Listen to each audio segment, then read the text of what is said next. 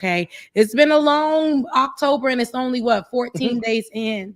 Okay. And so I think that right now, maybe your neighbor could use a little bit of good something, something. Drop something down for him in the comment sections, whichever comment sections you are in. Drop something positive. But anywho, it's Monday and we are not afraid of any Mondays. We don't have the Monday blues around here. Y'all, how has your week been? Or weeks been? I know it's been a minute since we've caught up with each other because of the storms. Helene or Helene, Milton, and I was out here calling the Helena. everybody didn't know I what told to say y'all, because it's really spelled Helen. It did not have a little accent mark. It's Helene. The E at the end. It was. I saw an A. I saw an A. It wasn't an E in my eyes, so it's my little. Oh, so all of a sudden they know how to pronounce because the Spanish woman named Helene and the Haitian woman named Helene that had the E at the end. They was calling her Helen at the job, but all of a sudden, right? They know how to pronounce, and that's why I'm sick of them. I can't stand you. My week has been great. Well, my weekend, Rebecca. Let me jump to that. Last week was crazy, obviously with the storm, and then another storm is coming. Right, we just live in a season of storms. But this morning has been even crazier, setting up the stream. So I don't envy David's work, and shout out to David. I know shout out to David. Shout out to David. He's recovering. He's got I don't know if he wants everybody to know, but he's got a neck I'll brace. tell everybody. I'm in his business. So our producer David unfortunately did get into a car accident or a bike accident, and on doing work, and he got into a bike accident, unfortunately. And he's okay. That's the fortunate part about it. We're grateful that he is okay.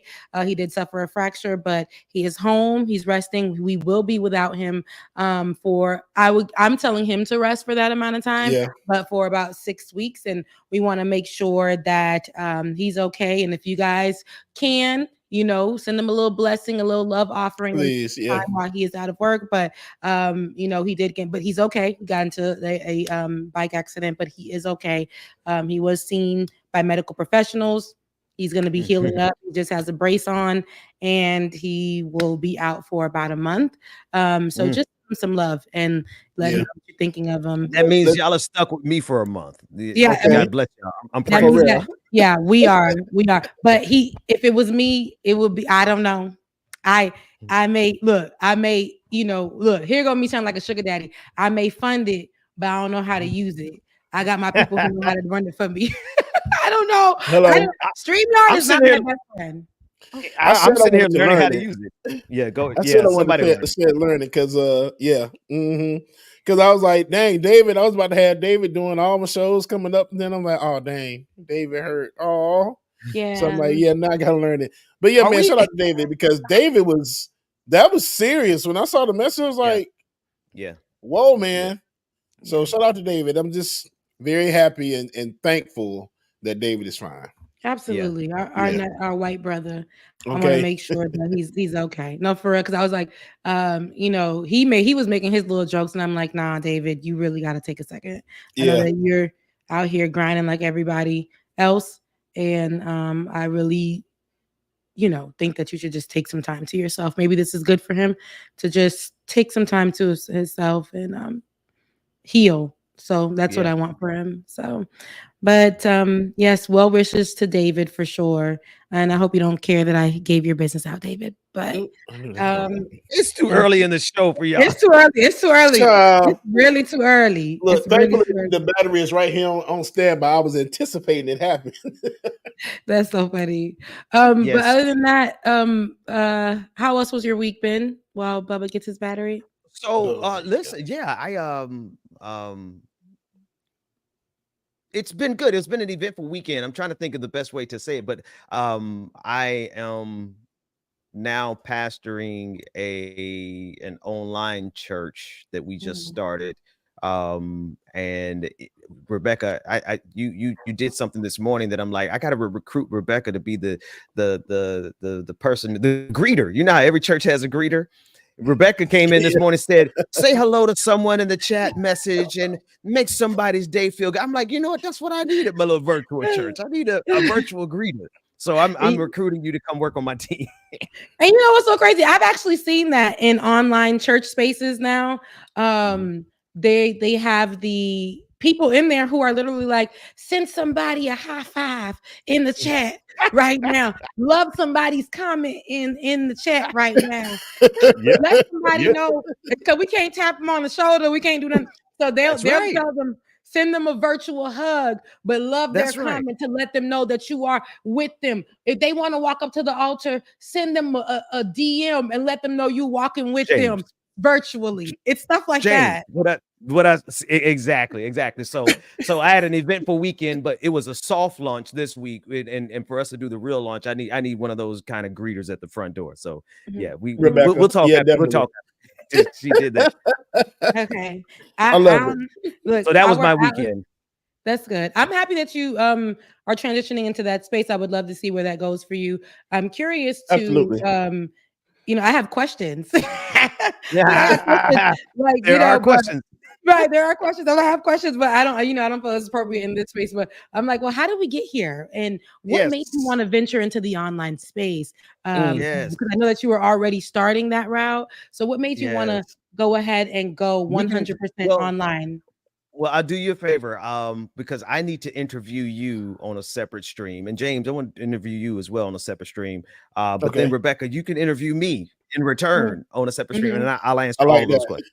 Absolutely. I say this all the time. I work with a lot of people, and it's great that I have a lot of people, which, speaking of, I will be on Letterhack Show later on this evening at 8 p.m. He'll be interviewing me, but I've worked with a lot of people, and some people that I've been working alongside for the past few years, we're always in the same spaces together, but we've never been on each other's platforms for real. That's right. Hey, pause. Somebody just said something. They're talking about your hoop earrings are big, Rebecca. And then I started thinking about, y'all remember, Rebecca, you might not, Mad Max, when Tina Turner played her wait a minute. The earring things, but the outfit she had on was banging as well too. Rebecca, the outfit was a great outfit. I'm like, hold on, Rebecca is channeling Mad Max this morning. What's going on? You ready to fight? What's going on? Maybe. I don't even know. Is that like a Jasmine Sullivan, I bust the windows out your car type of song? She said song. She didn't see it. Oh, I didn't see it. I'm about to Mad Max. You got it. Mad Max from Thunderdome. Yeah. From Thunderdome. It was like game? It's a movie. I'm not really well versed in a lot of movies. It's an old movie. To be fair to you, Rebecca, it is an old movie. Hang on, and this is Tina Turner right here. Can y'all see her yet? No, you can't see her yet. But you can see her now. And there she go. Oh, with the hoop earrings. What you guys are talking about. Yeah.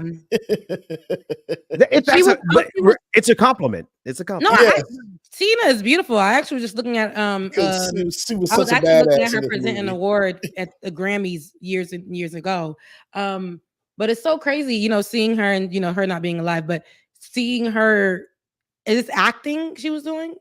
Yeah. Mm-hmm. Oh, I wasn't thought of in 1985. They didn't think of me. My parents didn't think of me. I wasn't even born yet. But you see, it's so funny because there are kids that are like 20 who could say that to me. Like, I wasn't thought of in 1990. Oh. Yeah. Oh, gosh. So it'd be a few of them that was like, 2002, I wasn't alive then. Oh, my God. It's so crazy because I'm like, but I was 12.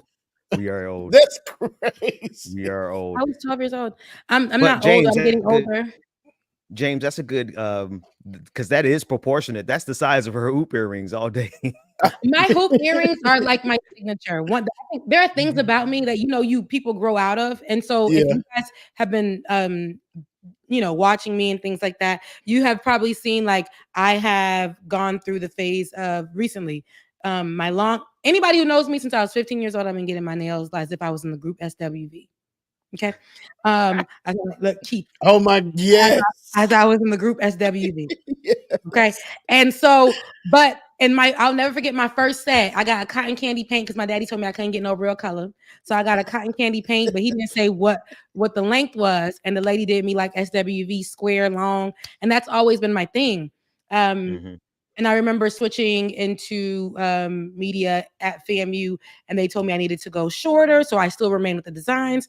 But I was just thinking to myself, I'm at an age where I'm probably, I'm grown, and I don't want anybody to take away my 30s from me, because in my 20s, I felt like I was living more for what people thought of me, surrounding myself in groups and with people that I felt like this fit me. But I thought at the time, okay, if this didn't fit me, I'm gonna go over here and be with these people. Just so much.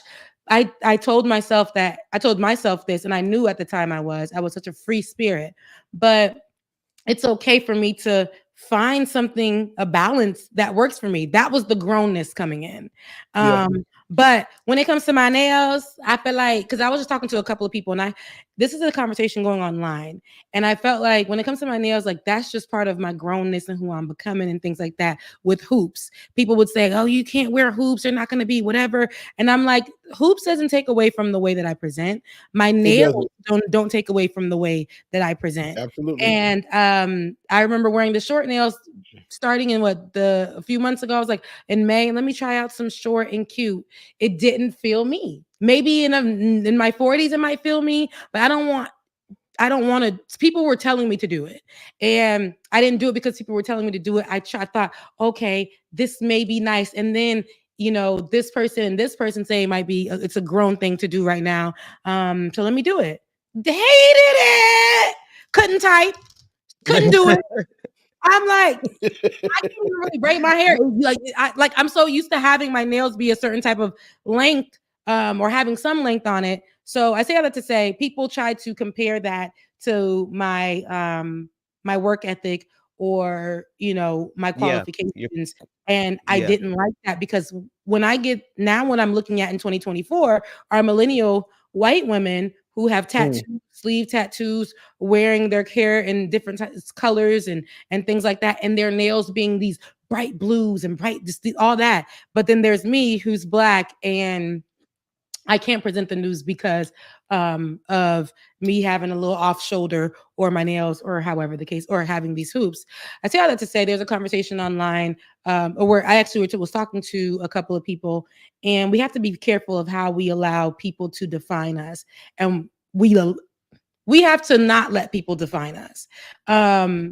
You got to know who you are before you step into that job role. I see a lot of women who are now retaking their headshots at work with their natural hairs. They're, they're literally taking back what's for them, because it's not fair that person had that mullet and they took their haircut. That white person had that green streak in the back, and they took their headshot. So that person let their sleeve tattoo show, and they took their headshot. But Shaniqua couldn't let her tattoo show that was over her shoulder right here. Right. Things like that. Right. Let people, like, we know what. And let me say this too. Two things can be true. There are things that can definitely be unprofessional in the workplace. Yeah. Tattoos are just not that in 2024, unless it's like some racist thing or whatever. But you got to be mindful and be demure about it. But other than that, it should be all across the board. And I say that to say, I was even when it includes with men, I was talking to somebody and they were like, oh, I don't want to pay for your nails if you were my woman, but I'll take care of everything else. And I say, that's crazy. You're telling a woman you don't want to pay for her nails because you don't like the nails about her. You want the nails to be a certain type of way, but you're telling the person that you'll take care of them. You're taking care of them with condition. And that's why the woman should never want to be with you in the first place, because you don't come to somebody and say, I'm going to take care of you, but I ain't going to, your nails though, that's going to be you because I don't like your nails. So are you going to take care of that? No, you saying that you like this person. She didn't ask for you to come and take care of her. She literally stated to you, like, what do you mean you'll take care of me? I didn't ask for this. No, I'll take care of you. I'll take care of you. I'm a man. That's what I'm supposed to do. But I ain't taking care of your nails because that's what I don't like. I ain't taking care of your hair because I don't like when you wear those wigs. I ain't doing this. No, sir, before you even stepped to me just now, my hair was done and my nails were done. I did it on my own. So anybody who comes to me is not going to take away from me. They're going to add to me. And anything that I want to change, that's going to be with me getting to know you. And I do that on my own choosing. But you're not going to tell me you're going to come and love me and strip me from me. So because of conditions. And the same thing go ahead. Sorry. I was gonna say, no, that's a high key control mechanism right there. That's like, I would love you if you let me tell you how to be. I will provide for you if you let me dictate how you can exist. No, you better run from that. I don't care how much they could pay the rent. Me either. Look, because rent need to be paid. But no, you can't control me. You can't. You really can't. I won't let anybody do that. But it's not. He's not the first person that has come to me with that type of conversation. And I've heard that with many men online. And it's not the algorithm that I'm in anymore, because I've been trying to clean my algorithm of that type of content where women are doing the same thing to men and men are doing the same thing to women. This is how you got to be. If a man don't look like this, if a man ain't got that, if a woman ain't got that. And it's like, hold on, because sis, just 3 years ago, before this podcast went where it went, you were at Walmart. You were still in school, living at your parents' house. You have to understand, like, it's okay if this doesn't work for you. That's fine. If you have, I think that we should start ripping up those lists. Yes, have your general core things about what we are looking for in our partnership. You got to. If you want to put polyamorous relationship, like, discuss that with your partner. If you want it to be a certain kind of way here, discuss that with your partner. But it's not going to be in a controlling way. And do not have a list where, if you look at that list, when you ask yourself those questions, you don't even meet anything on that list. And I'll say, look at that list and ask yourself, do you meet anything on that list from 2 years ago when you were still dating? Please do. Because rip up your list, people. It's time to do so, and start dating with intention. Some people may not meet your requirements just generally in your life, what you're looking for. They may not be a good parent to your kids or whatever. Those things are the things that matter.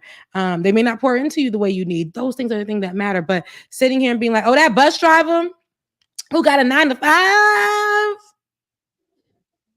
he good with the kids and he do love me and he make time for me, but oh my God, a 9 to 5. Like, we can't do that. Or, oh, that girl, she's a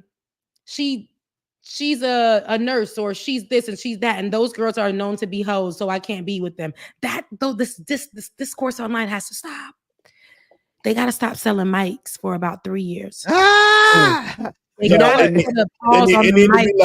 need to be like the they need to put laws on mics, because it need to be one of them things. Or, okay, we need to vet you first, just like gun control. Please, the vet person need to do the same thing with these microphones. Because they shooting out bullets on the mics. Okay? People catching strays on the mic, and I don't like it. People are lying, misinformation, disinformation. And it's not only in the relationship conversation. We're talking in politics. You have these people literally grabbing mics, and it's dangerous. Stop selling mics at this point. For real. Stop the mics. Hashtag stop the mics. Stop the mics. Yo, somebody. What about our mics? What about our mics? Our mics are saved. Okay. No, we've been doing this before mic issues were a problem. That's right. No. We were doing this first. Anyhow, if you guys are watching right now, make sure that you are liking, you sharing, and subscribing all across the board. Please do. We're going to get into some news. I absolutely promise you. But make sure you are liking, you are sharing, and you are subscribing. So, Benjamin, what do we have here? This is your boy Barack Obama. Obama is how people call him before they knew his name. Barack Obama. Lecturing black men. This video has got a lot of negative response. I haven't even seen it yet.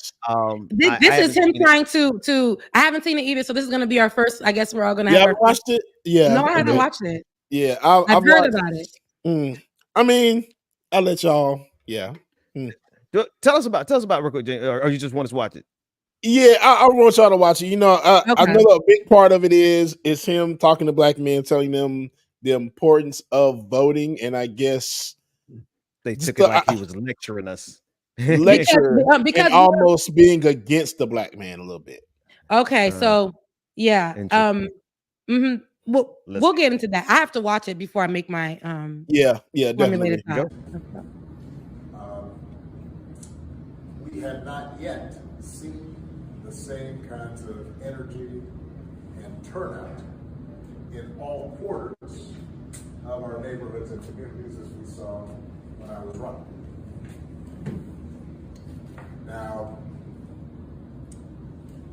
I also want to say that seems to be more pronounced with the brothers.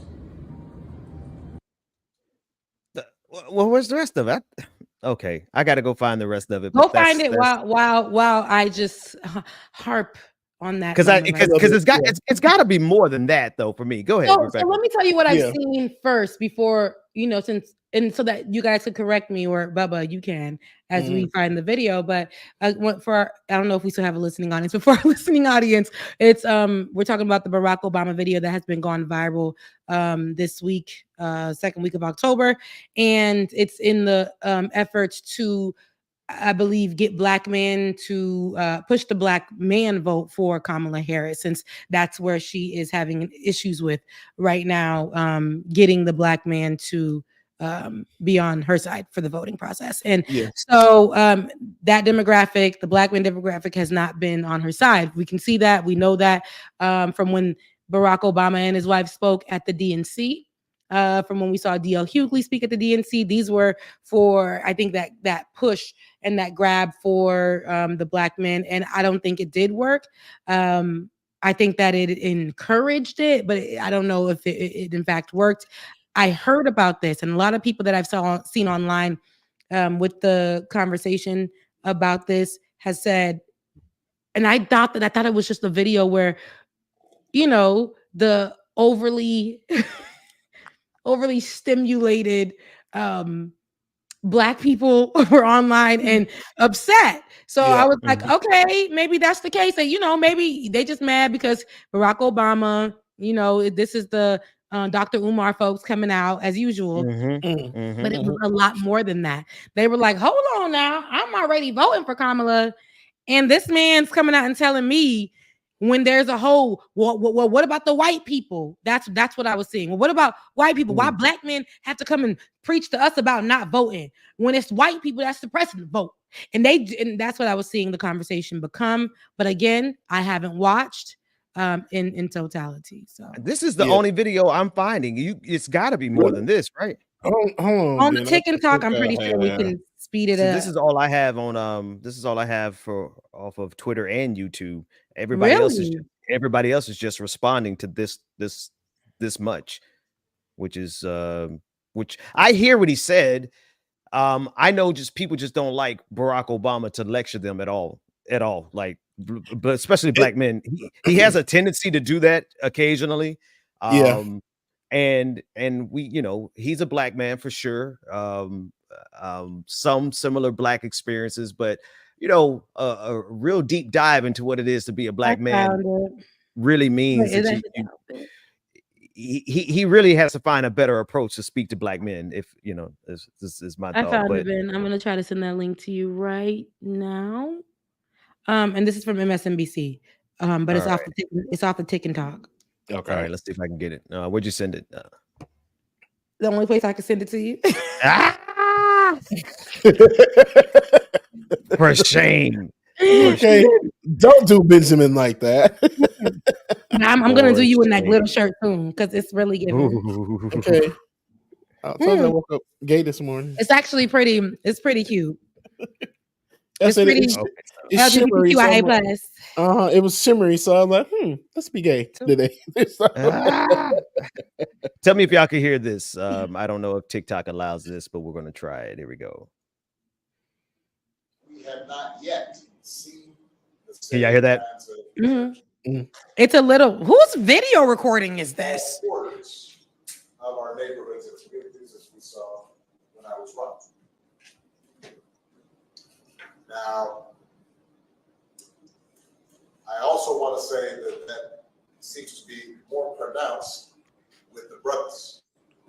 When you have a choice that is this clear, when on the one hand you have somebody who grew up like you, knows you, went to college with you, understands the struggles and pain and joy that comes from those experiences, who's had to work harder and do more and overcome. And you're coming up with all kinds of reasons and excuses. I don't like how they cut that. Makes me think that, well, you just aren't feeling the idea of having a woman as president. And so now you're thinking about sitting out or even supporting somebody who has a history of denigrating you because you think that's a sign of strength, because he's sunning them. that's what being a man women now. Oh, no wonder they mad. So, but you got crazy. But here's the go ahead, Becca, because I'm about to say. But here's the thing: I felt him on that because I know somebody that feels that way, and that's the bad part about it. That feels that a woman shouldn't be in the office, and I know several, James. And it's just like I'm fighting them tooth and nail. I'm like, bro, I don't care who you vote for, as long as you vote. But know that this is not the 20s and the 30s. Women can do anything that men can do. And then you're going to vote for somebody else who's claim they're going to help do this and that keeps talking about the same thing in circles over and over and over and over and over again. Come on, bro. You got to do your research. They see, that's the thing, though. They think they're doing research. These are the same people. Let me bring it down a little bit. Let me tell you where Obama messes up, and he regularly messes up in this. Don't when you have to correct someone, say we. Don't say you. She went to, she grew up with your experience, and you tell me that y'all don't want to do this. No, brother, say we as black men, we have a segment of our population that does exactly what you said, James. We have a segment of the black male vote who will not vote for a black woman. There are a lot of us who will, but there are those who specifically because she's a woman, they would rather vote for Donald Trump, no matter how ridiculous and how racist he is. That's because they can't see themselves ever following a woman. And these are some of the same people who fall on the side of all of the other misinformation. These are the same folks who still talking about the vaccine got the mark of the beast in it.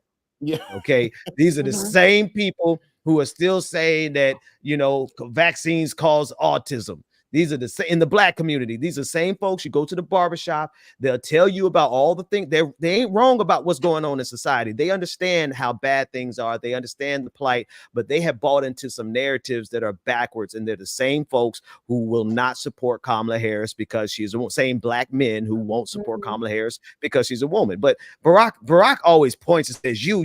Now you gotta say us, man. We. This is a problem that we have as a community.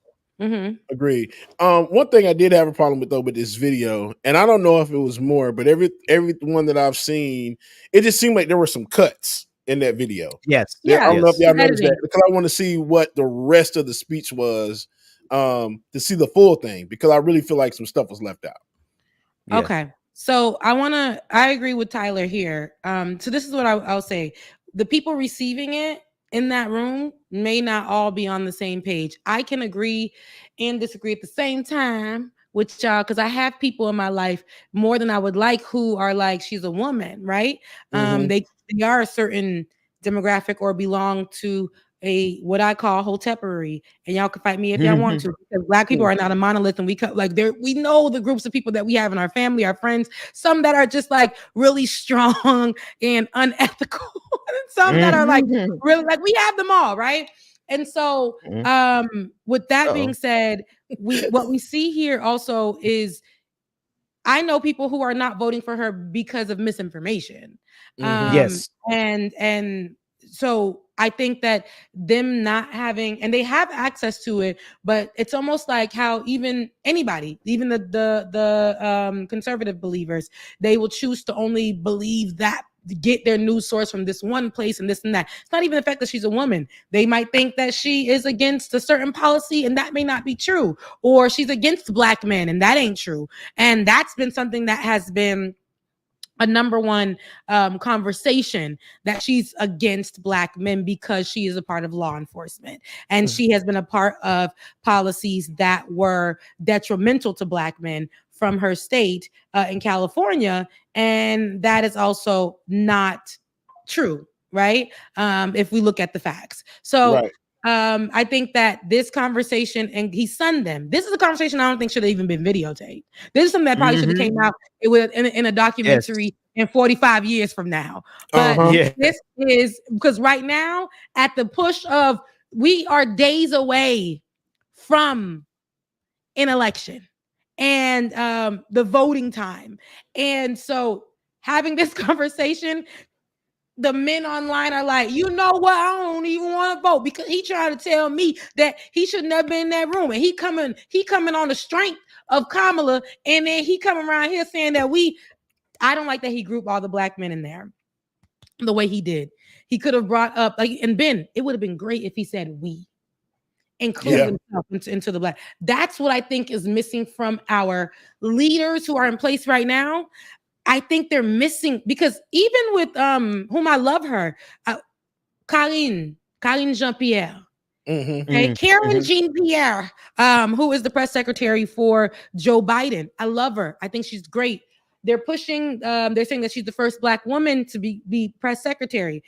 She's part of the LGBTQIA plus community. But right now was the best time for her when they asked her, Karen, I keep wanting to call her Karen, you know, what do you think about what's going on in Springfield, Ohio? You know, I think that could have been a moment, instead of her saying, we accept everyone that comes here. We don't, immigrants they're a part of the country, instead of saying, I'm Haitian. And me coming from, see, it's stronger. It has more of this appeal to it. It's like, I can relate. Kamala, every time you get on and they asking you if you black, if you this, sometimes it's nice to say, as a black woman. You know, I know they play the fence and they're playing too much politics here. Barack Obama, you sitting in the room, we done said my president is black, my Lambo is blue. We done been outside with the t-shirts. You are on the church fans. You sing this song. When you talk about your wife, I'm so in love with you. Your wife, she looks like she got bricks on her back. And we know y'all from the south side of Chicago. Outside of Chicago. There. Everything about you is black, yet you guys can't say it. And it's like, how do you expect to relate to these people that you're talking to?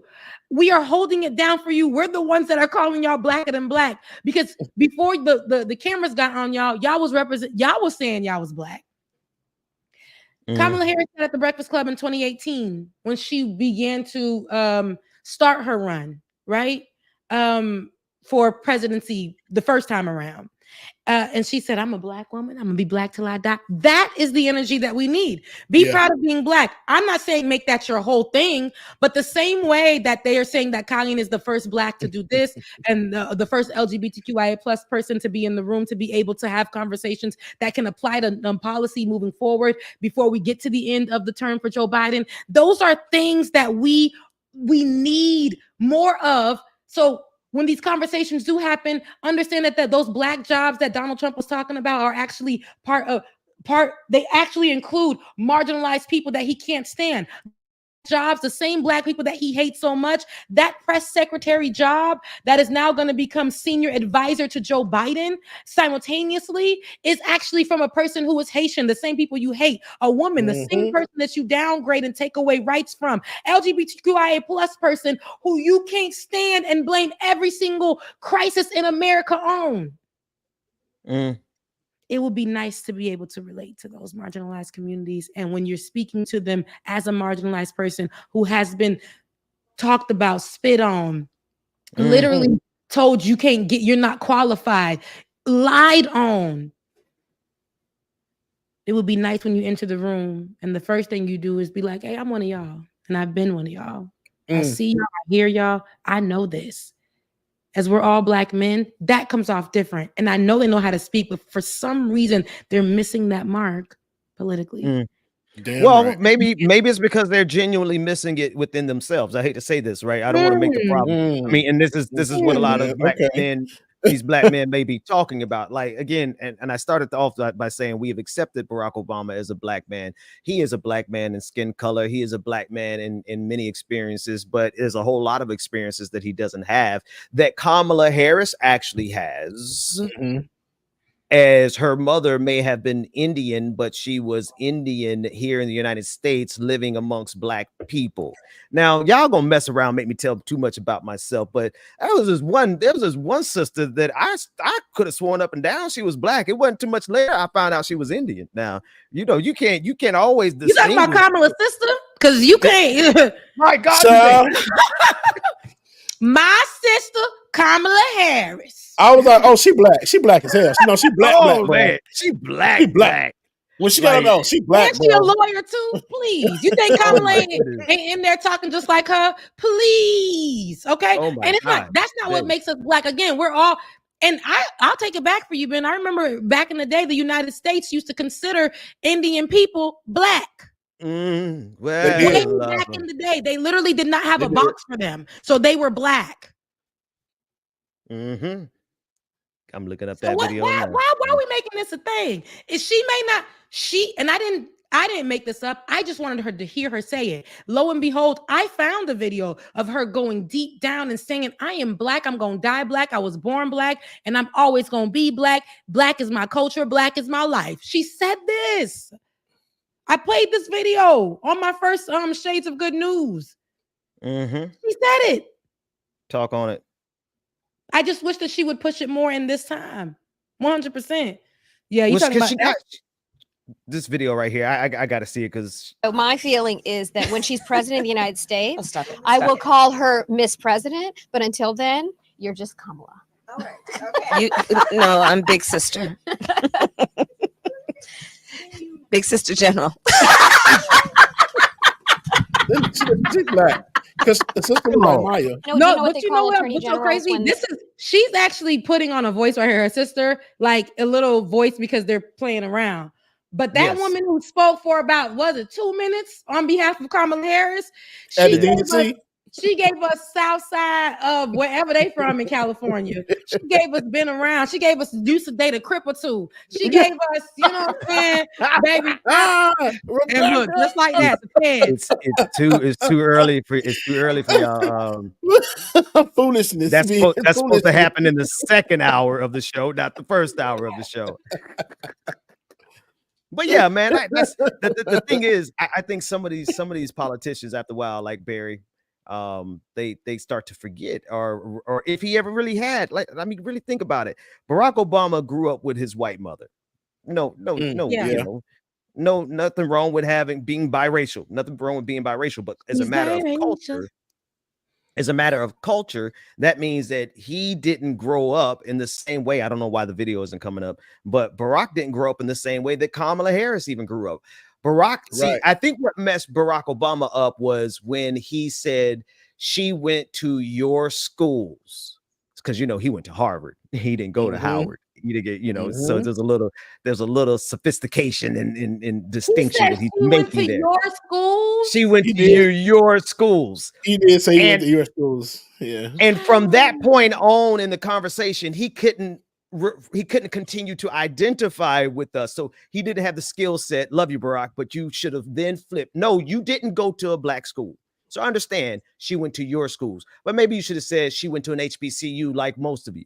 Or that would have been bad too. Whatever. Look, Ben, please stop, because even saying it that way is still similar to the first way. Because all I remember about Barack Obama is that I seen him for the first time in my life. I didn't know he went to Harvard. The first time I ever seen him in my life is when he was at my school, the #1 HBCU in the nation, Florida A&M University, sitting on the highest of 7 hills. But the first time I've ever seen Barack Obama was at my school. Nobody could tell me he didn't go to an HBCU. I didn't know nothing about nothing. This is my first time being able to vote. So in my mind, this black man related to us in some way, shape, or form. And his first tours when he was going off and campaigning was at black institutions, black spaces, black places. So again, we got to be careful.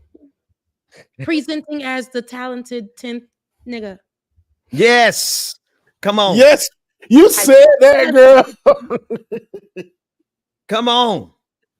Because that's the only you remove yourself from blackness, in my opinion, when you do that. You stand out in the room as that guy who was over there at Harvard as the good black, as that guy who was over there in that corporate job as the good black, as that guy who worked for Elon Musk as one of the good blacks. That's what you're standing out as. And this is the problem, because then when you come to talk to us, you'd be like, come on, y'all.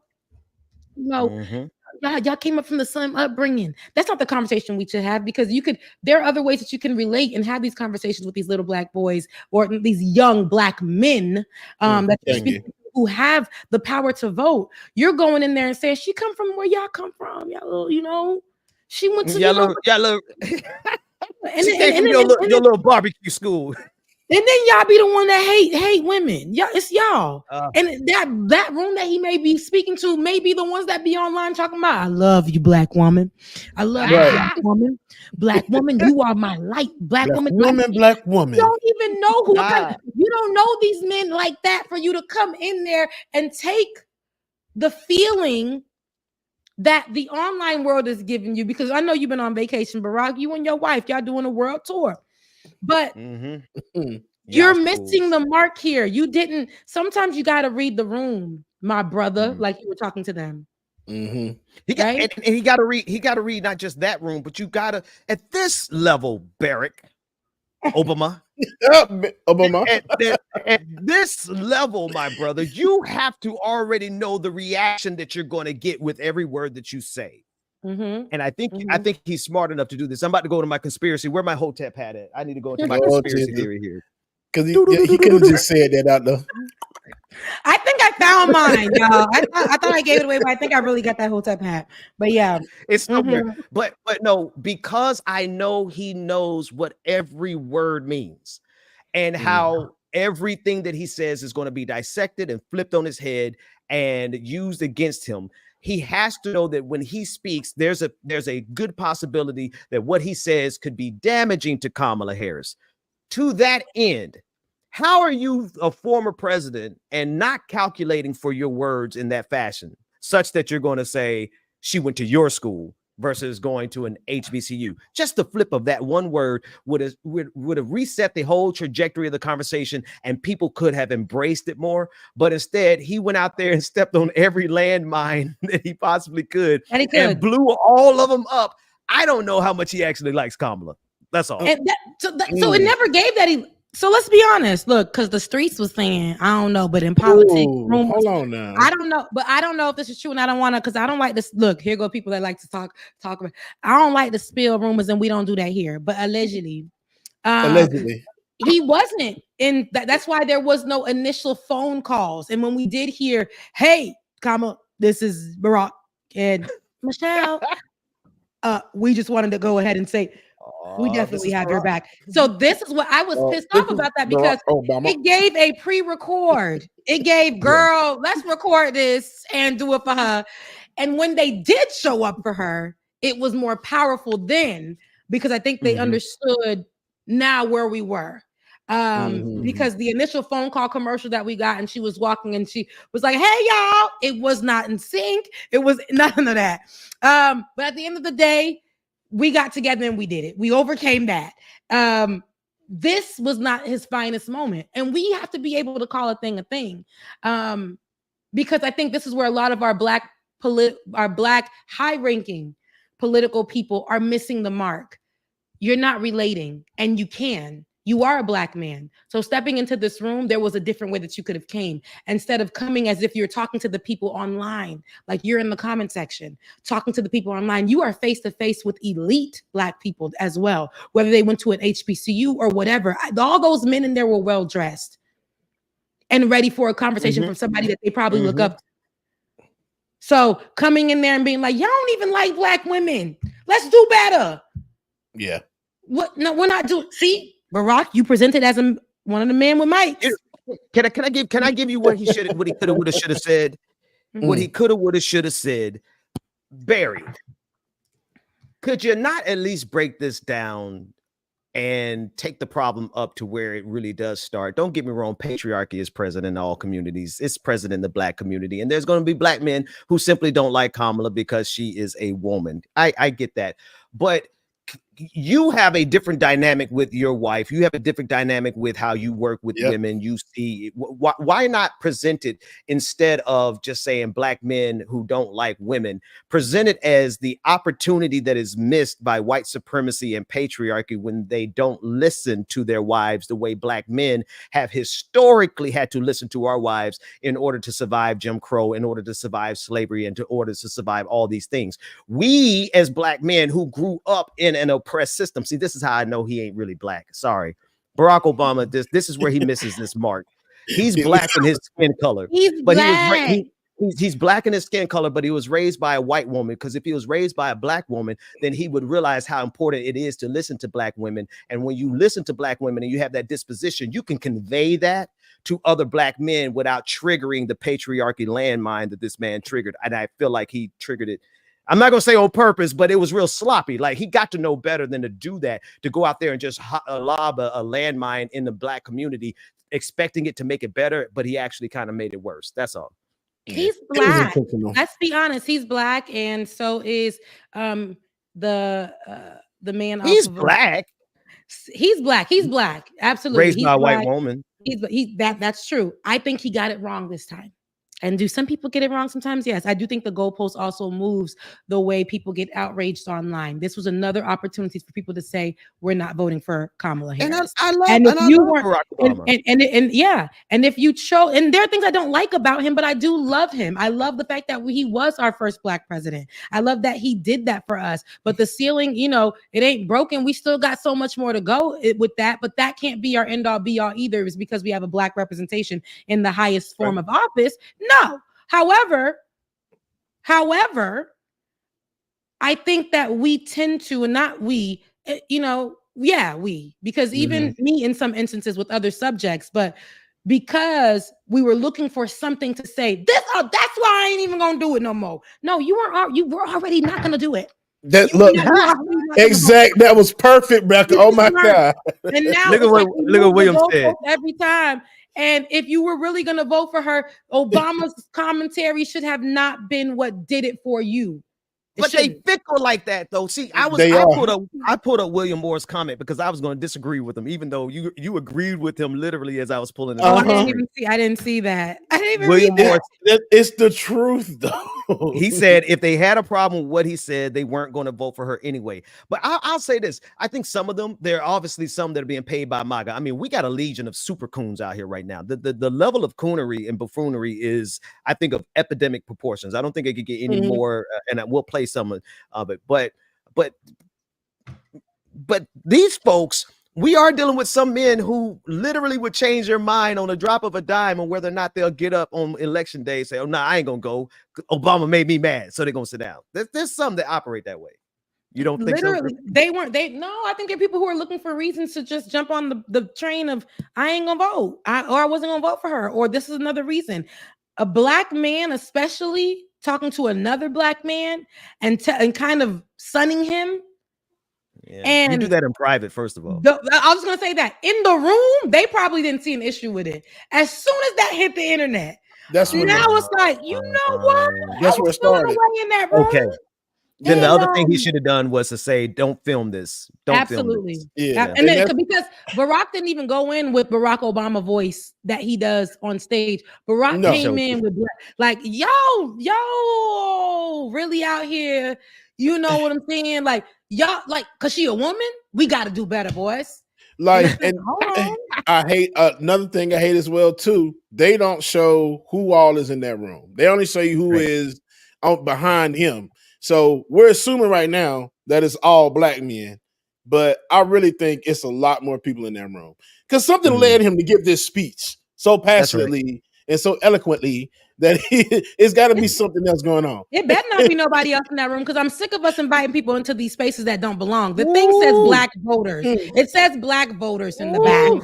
And I'm just so, and no offense to nobody else, but these are the rooms that we don't need everybody in. Specifically, we're going to be talking to and catering to these types of people. Everybody don't have to be in this room. In politics, this is what happens. See, this is what people, and this is to me where an outrage happens and it becomes so, like, now y'all mad because Barack Obama went to go speak to black men. Every day in politics, a certain demographic that they are not hitting, they happen to not be reaching, they're going to send a representation for that administration or for that person who's campaigning for position to go ahead and speak to them. A likeliness that they feel like they can relate to, they're going to send that person out there to go speak to them. She pulled out her Barack Obama card and said, can you go do this for me? Because they ain't even talking to me. They ain't even messing with me. I done sent out D.L. Hughley. I done sent you out on the main stage. I done sent out other mayors from cities, black mayors, black leaders from other cities, and it ain't working. So Barack, can you do your big one for me and go speak to the black voters, the men? She sent them out there. This is not something that is uncommon. So let's talk about that. That is not an uncommon tactic. It's not. It happens every day on every aspect of politics. So people are like, this is the thing I saw online. Why she had to send a black brother to go do the job. And I'm like, I don't want nobody else. Weirdo. And then it's like, well, why she had to go ahead and make it all about black men, though? Because that particular demographic is not messing with her. We're trying to win the votes over. Exactly. And Ben, I'm glad you pulled this up, Ben. I was going to ask you to pull up that what Plies too. Plies be saying everything, and I love it. This is old, but this is a black man perspective of a black man that grew up with a black mother, and no offense to anybody who's biracial who grew up with a white mother, no offense whatsoever, but there's a perspective that you get on black women when you grew up in a healthy household with a black mother, and Plies really puts it down here in video for Kamala. Hang on, let me start at the beginning.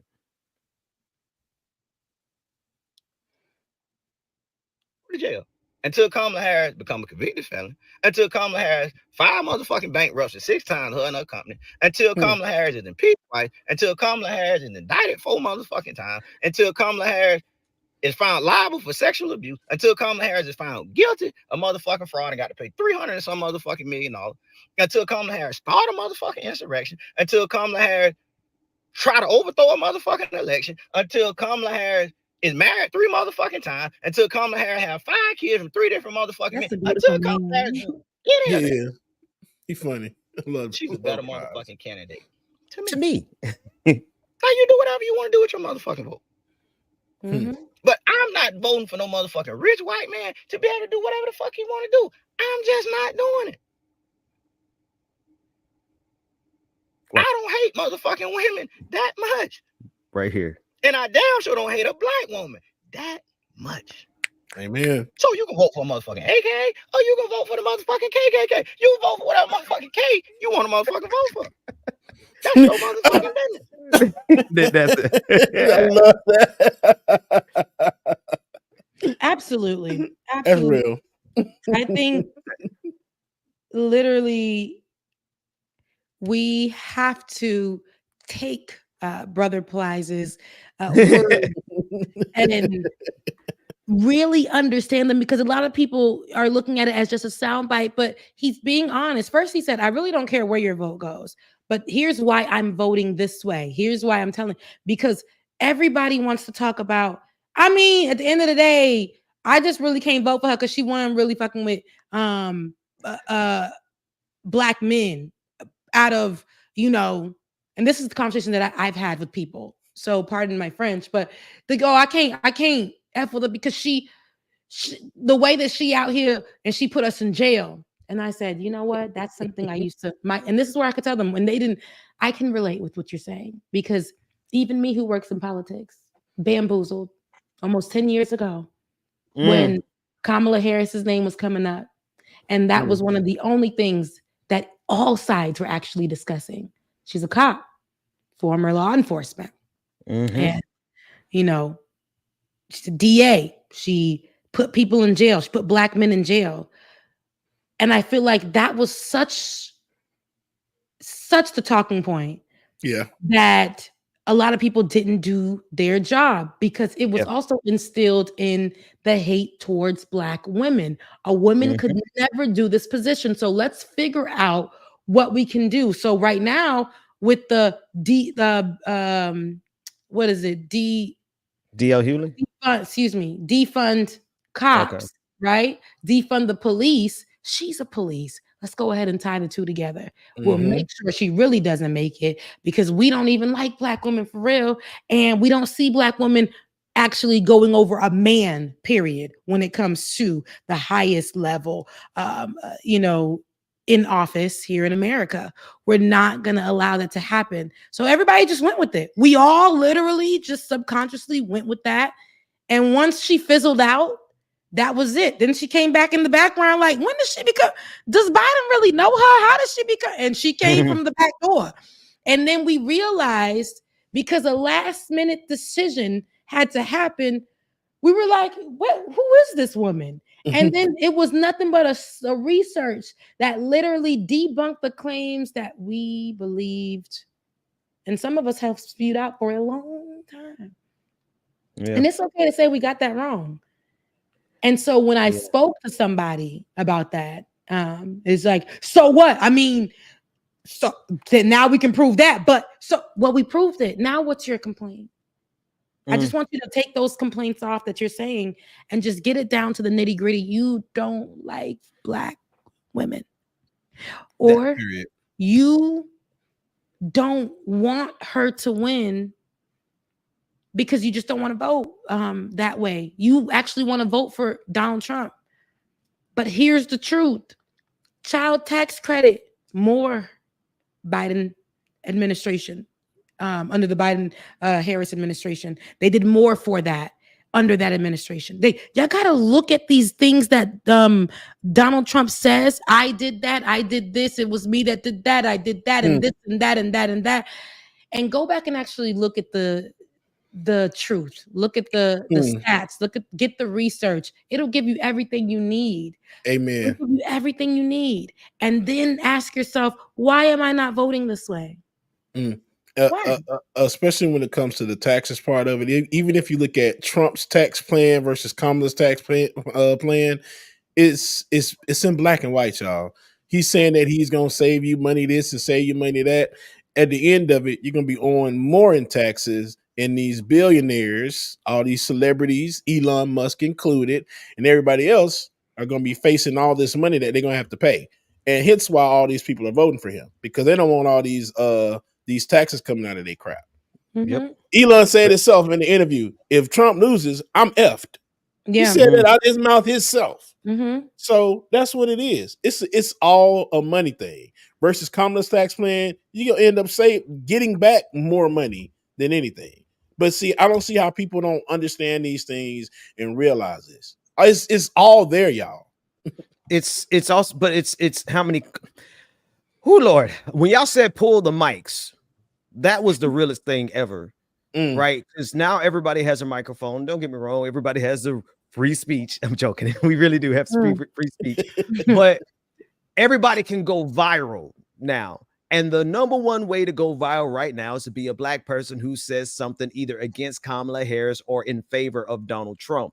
And I think that's what we have to calculate into this. It's not that some of these people have done their research. Some of these people do know what they're talking about. They just know that they can get a bigger check if they side with the other side. And so now we have what I call this a case of super coons all over this country. Black men who are standing up and for clicks, like this one, this guy. Well, don't look like Tay Diggs. I guess I see. God, dog, Rebecca Zord. We don't look like Tay Diggs. Don't do Tay Diggs like that. It's a tethered version of everybody in this world. He look like Akon. No, he don't. That's giving Tay Diggs singing. I'm locked up. He might be singing an Akon song, but it is definitely Tay Diggs. Well, listen to this, brother. It's only 7 seconds long, right? But he's gotten millions upon millions of views for this. Listen to his argument. Why can't Black men choose a white president? Watch this. Wait, it's got to start over right here. Kamala chose a white husband. Why can't Black men choose a white president? That's it. That's what. That's all he had to say. Because I'm gonna tell you, thank you for bringing up that point. That is another thing that the people with mics. As soon as I went on the not TikTok app, the X app, formerly known as Twitter, to get in and see about Ben this morning, the thing that I saw all through my timeline, and it was from the people that are actually from the Dr. Umar camp. They said, she's so worried about us sending out a black man. She's so worried about the black man vote. She chose a white man. So what she want us to choose? She didn't choose the black man. She chose the white man. So what she want us to choose? And I said, my God.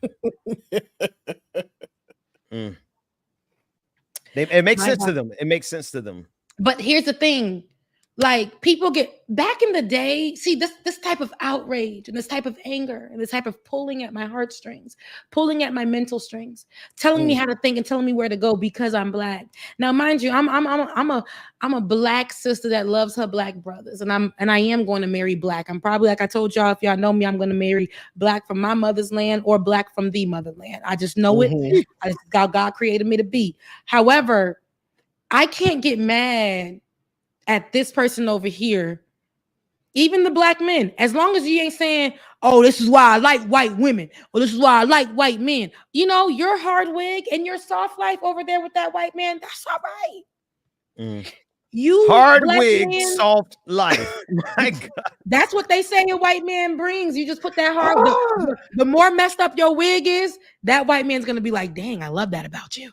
And you're gonna get you a good white man. That's what they said on the streets. But I don't care. What nowadays? I'm like, I would have loved to see Kamala Harris with a black man, but she ain't. Her sister is with a black man who actually works in law as well, and that's enough for me. Okay, so listen. They kept the black somewhere. She chose who she chose to love. And if we're going to be fighting for the justice and that type of stuff of all things and all people didn't ask to be born mixed. People didn't ask to love the opposite race or the opposite sex. That's what their choosing is. Like that's it. And we cannot make that the end all be all, make them let less than. Like Barack Obama having a white mama. Damn it, he got a white mama. Am I mad about it? Absolutely, because why God? But at the end of the day, he's a black man. And I don't want people to be like, you know, it's very, we can't make that our argument for things. I know it's easy and I know it always hits sometimes. Sometimes it hits better than we think, right? Like her saying that she chose white. So why does she think black men would choose her? That eats right there in that space. It's so good. It's so black. It's so Dr. Umar. Who in this video, apparently, Rebecca, is supporting Donald Trump. Now, I haven't seen this video, but this would be the highest level of coonery, if you ask me. In the same video, he actually talks about Haiti in a great aspect. I ain't gonna hold you. In the same type of video that goes viral for Haitians. He gets it right sometimes and he gets it wrong sometimes. Most times. Of course. Well, you know, I don't even know if it's most time. Like a lot of times he says some stuff that makes sense. Now, what does he actually do with that? Does he actually build the school? He's a psychologist, so he likes to utilize his words to manipulate the people into following him right off of a cliff. Well, here in this clip, it's the title of it says that he's trying to convince people to something about Donald Trump. Let's see what the Prince of Pan-Africanism said. See, Donald Trump is a nationalist, Art. They don't want a nationalist. They don't want someone who's looking out for the best interests of America. They want someone who's looking out for the best interests of the global elites. Oh, this is what he's on. And that is the Democrats. The question is, are they willing to cheat Trump out of the election and risk a full-scale revolt by poor white America? That's the question. That is the question. Are we willing to? I gotta pause it. This is top tier coonery, y'all. This is. Then break it down for the people. I'm gonna. Let me finish playing. Okay, go ahead. Risk. Yeah, I'm listening. A social catastrophe if Donald Trump is cheated out of the election. In my opinion, Art, I believe he's the front runner. Even though they're reporting that Kamala has a slight edge, I'm not buying it. I believe Donald Trump is the front runner. And I believe he won the last election. I believe he beat Joe Biden, but got cheated. And it don't make a difference to me who wins because none of them care about black folks. I want to be clear about that. But I believe he beat Joe Biden. If he gets cheated again, I don't think white America takes this laying down. I cannot see white America taking this laying down if he gets cheated again. The question is, are they willing to risk a civil war, a potential civil war in this country if he's cheated again? That's the question. This boy, I hadn't watched it yet. Go ahead, James. I was gonna say, I mean, the Civil War is probably gonna happen regardless of who won in the office. But this, what the hell, man? That is some real Uncle Tom stuff. Like for him to come out of his mouth and say that this man won the last election, bro, how?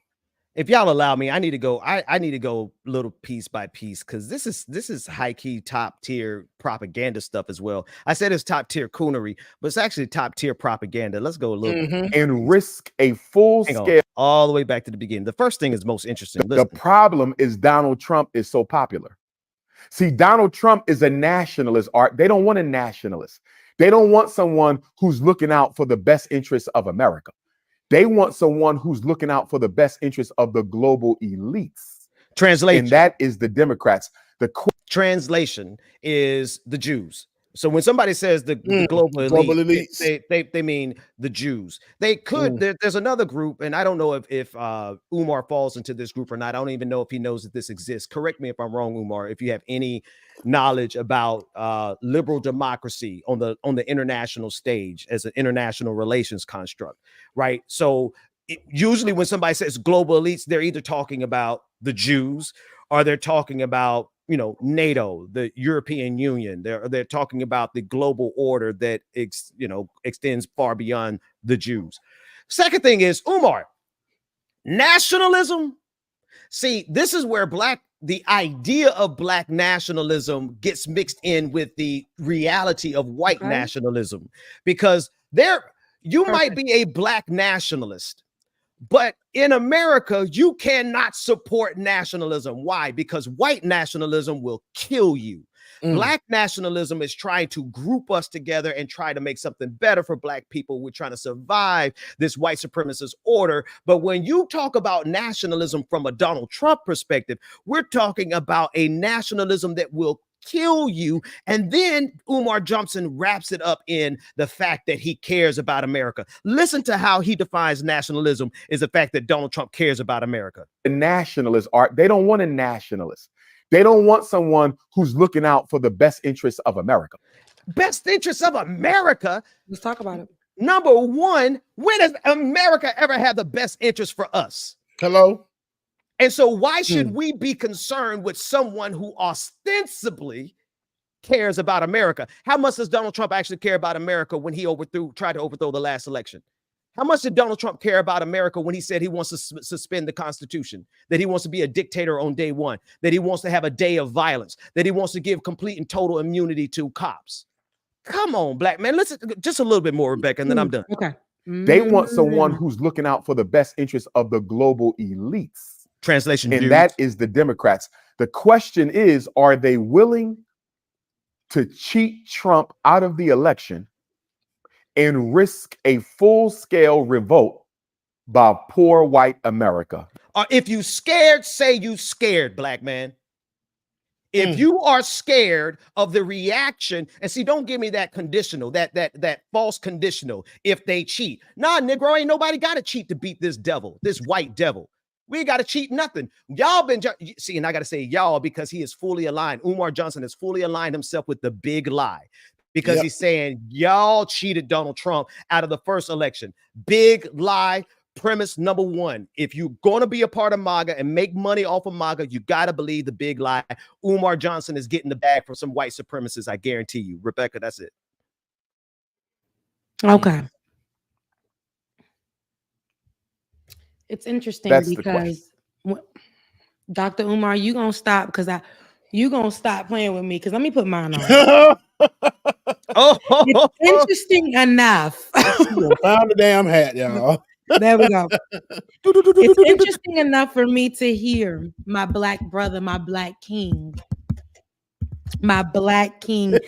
get up here and say these things because with all due respect, black brother, Dr. Umar, daddy, sir, you were on the Breakfast Club and you actually were saying things that were a little bit, if I can say, in juxtaposition to what you're saying now. My brother, you actually were leaning on the side of the black, the anti. You schooled people. You were on a progressive thinking when you were on the Breakfast Club, and you said that Donald Trump was not for the black people. But now you sit before this crew of people that I can't see behind the camera, so I don't even know if they're black. And you sit before them and you said that Donald Trump won the election. My black brother with the Malcolm X shirt, take it off. Take it off.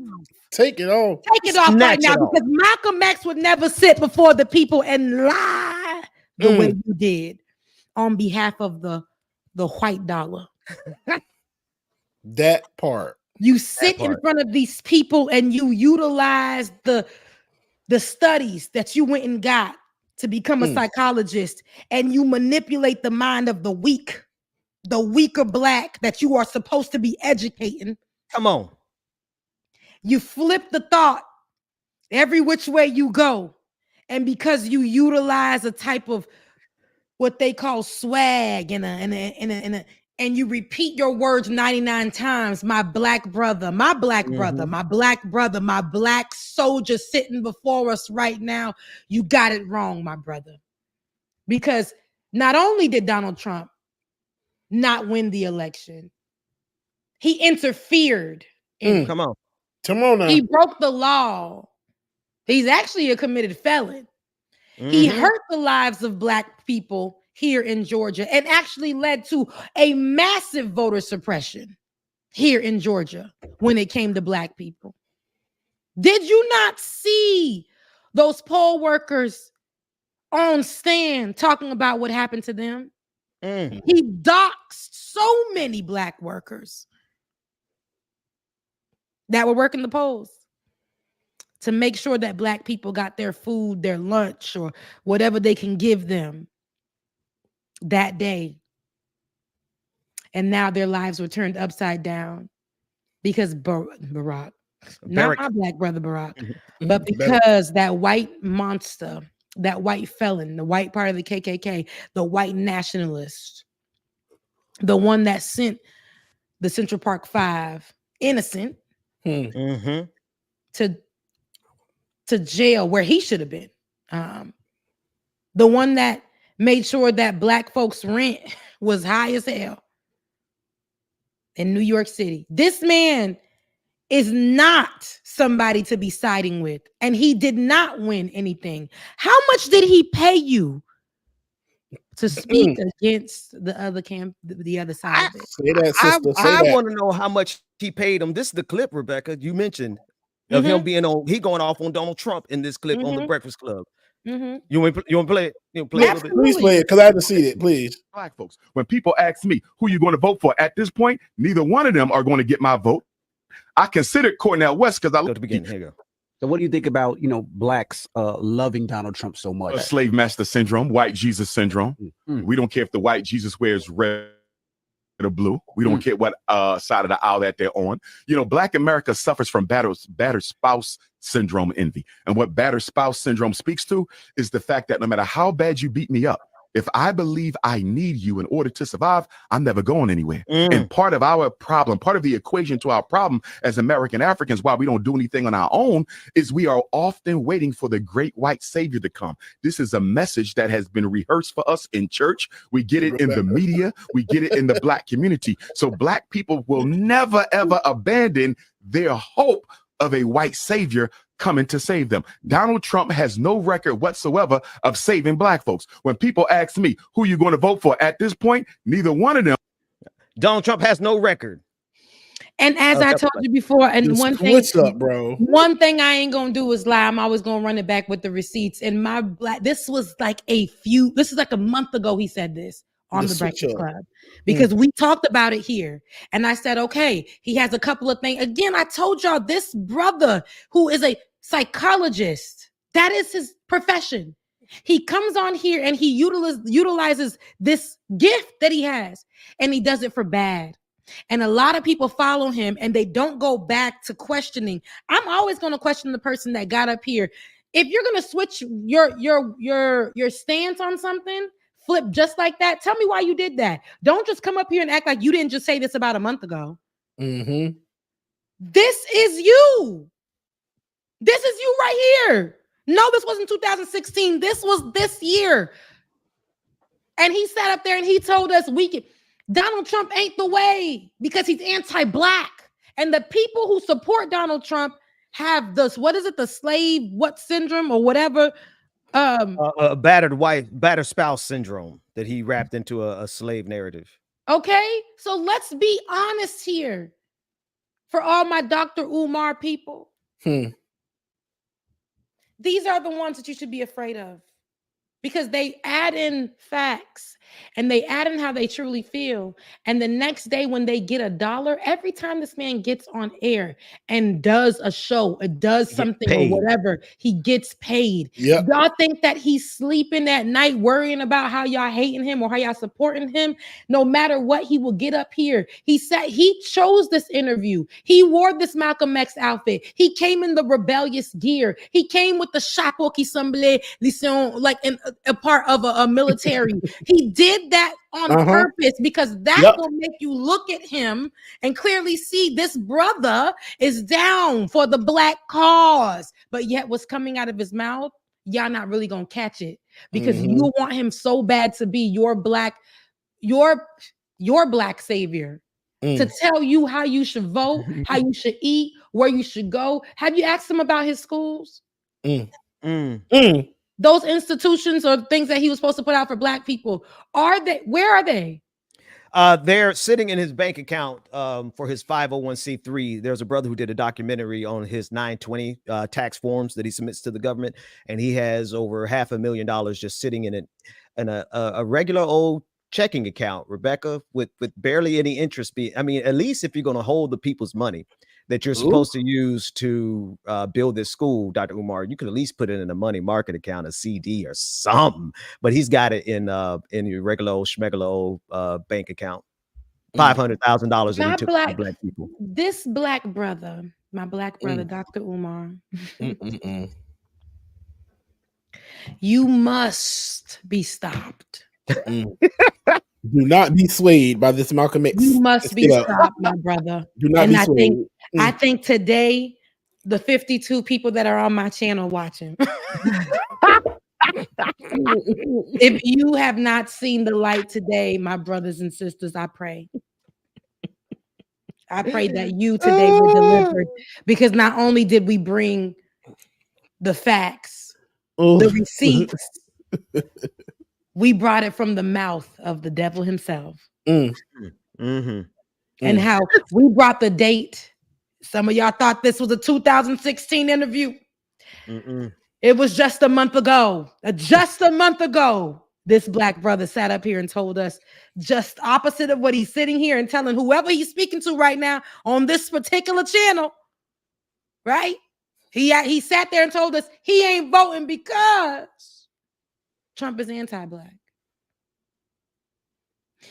Now he sits here and says that Donald Trump won the election. This is a similar tactic that JD Vance went out there and did when he wanted people to be outraged and swayed about immigrants and sway them towards the vote for Donald Trump.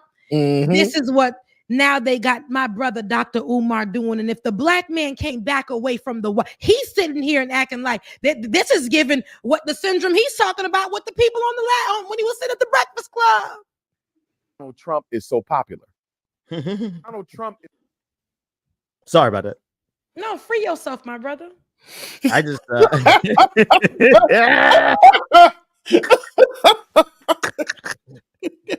Joe Biden, I look at the fact that Donald Trump signed 13 federal death executions while he was president. More than half of them was signed after Joe Biden won the election. Think about that now. Biden gets elected in November, sworn in January. Between that time, Donald Trump executes half of those 13 people. 5 of them were black men. and 2 of those black men were presumed innocent, and their attorneys had introduced a stay of execution to the Supreme Court. The Supreme Court turned them down, and Donald Trump executed those brothers. So when I hear black men say, I'm voting for Donald Trump because he's going to bring more money and economic vitality into the black community, I say, what about the fact that he's out here killing black folks, you understand, without no remorse at all? So you got to look at that. You also got to look at the fact that Donald Trump wants to give police 100% immunity. That's right. Wait a minute. Look how they're killing us now. Right. So now you're telling me anything the police do in their line of duty, they cannot be held accountable for making bad mistakes and bad decisions? Yeah. You're going to put that back in office? Ben, we did it. Remember when we first played it? We played it and we said we cannot deny that we agree at these points. These actual points are something that we can agree on. When we first played it, we covered that interview like we did, page to page, comment to comment, like verb. We covered it. And now, here we are sitting here and we're covering him saying that Donald Trump is actually a nationalist. Art. They don't want a nationalist. They don't want someone who's looking out for the best interests of America. They want someone who's looking out for the best interests of the global elites. And that is the Democrats. The question is, are they willing to cheat Trump out of the election and risk a full-scale revolt by poor white America? If you're scared, say you're scared, man. Or if you're getting paid, say you're getting paid. No, because it's that part. Real. It's that part, man. He's getting paid, baby. That's the only way it's going. That's the only way it's going. Here you go. That's what they told him. We'll give you XYZ if you go on there, change your statements from what you did on the Breakfast Club. Also, we want you to put on your the little hat that you put on. You know, the little hat. That's what the white people call it, the little hat. Put on the little hat. And you know what? Put on a Malcolm X shirt as well, too, while you at it. Let's make it believable. So put on a Malcolm X shirt. So he took it a step further when he made it camouflage to make it look like, oh, you're going to war. Oh, you're going to war for Trump and the Malcolm X shirt. Girl. Yeah. He's not going. He's not going. He has to be stopped. My black brother has to be stopped because and anybody who's, like I said, now my channel's up to 58. 58 of you guys are watching. Y'all were with us if you know a month ago when we covered that, and we gave him his the grace. We sat there and we said we can give credit where credit is due. This is actually true what you're saying. You're still a guy that puts out terrible rhetoric, but this is the examples that we're talking about. Here we are. Some things that he says about Haiti are very great and promising. They're true. They're facts. But this is the problem that we're talking about. When you do this automatic switch, I know, Bubba, you said that he was asked to change his comments.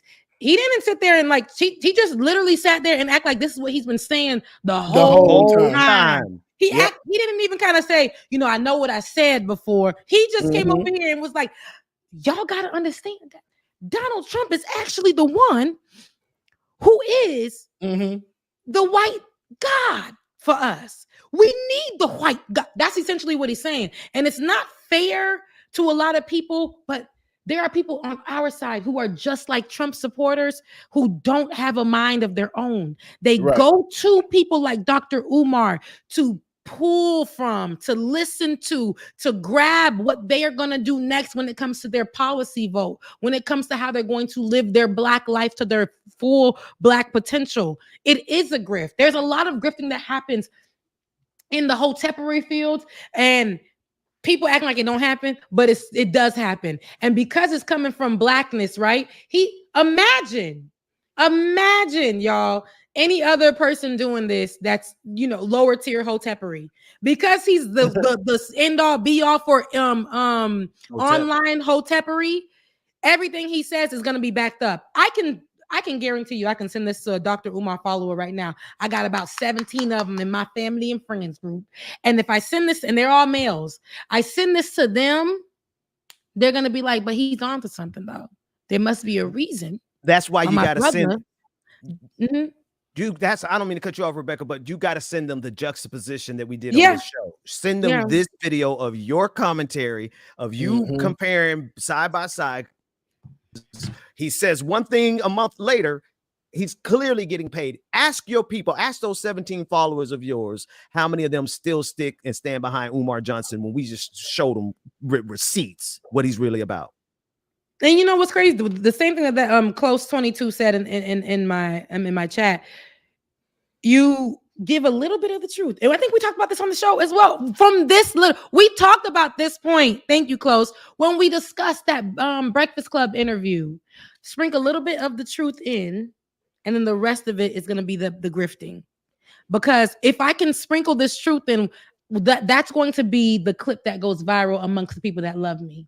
They're going to make sure that in that same interview, in that same outfit, we make it go viral. Because let me tell you what went viral of him and being in this outfit in our Haitian community is him saying positive things about Haitians. And I can guarantee you they didn't watch the whole interview. Just like me. All I seen was the positive things that Dr. Umar was saying about Haitians and our history, right? But this didn't come out. That's and how this they is very get important because the people who are sharing it are Haitian Americans who absolutely are going to be voting in this year's, hopefully, in this year's elections. And Dr. Umar sprinkling that they hearing Dr. Umar say this positive thing, they will literally go with what he says. What is his net worth? Depends on if you're counting how much pretty sure it ain't. 501c3. I'm pretty sure what's recorded online is way less than what his net worth is. Actually, it's worth a whole lot more now that he's doing this. Absolutely. And this, but I'm gonna have to tell y'all, this is not the first time I've heard him say some silly stuff like this. Every election cycle, every single here he go. Speaking of, Ben, I'm so glad you brought that because I think we should take it right into the church. And I'm gonna grab a clip here and I'm gonna send it to you through the internet. Describe it.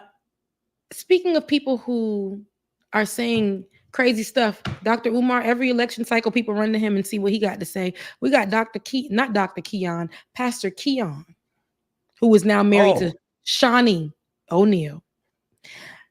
Pastor Keon, the same pastor, and Ben, I'm gonna grab the clip because I want you to grab this specific clip.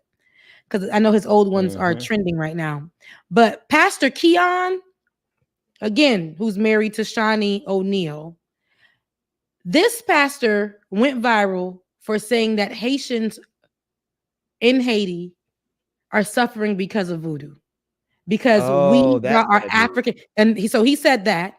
Then he went on after a hurricane ripped through, a storm ripped through Texas a few months ago.